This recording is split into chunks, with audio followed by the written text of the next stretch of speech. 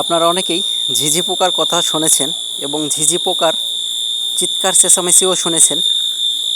তো আমার বাড়ির ভেতরেই সে প্রায় এক সপ্তাহ ধরে বাসা বেঁধেছিল। কিছু বলছিলাম না, কিন্তু এর যে চিৎকার, রাত্রের ঘুম একদম হারাম হয়ে যায়, ঘুমোনো যায় না।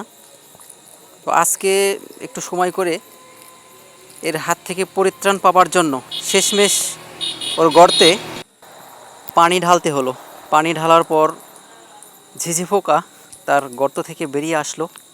অবশ্য গত এক সপ্তাহ ধরে জ্বালাতনের কারণে আমি ওর কোনো ক্ষতি করিনি, যেহেতু এগুলো প্রকৃতির সন্তান, প্রকৃতির মাঝেই এদেরকে মানাই। আমি এই ঝিঝি পোকাটিকে ধরে বাহিরে নিয়ে যেয়ে ছেড়ে দিই। তার কারণ এইগুলো, আর যাই হোক, নিরীহ প্রাণী বলি, যদিও এরা চিৎকার করে সজোরে।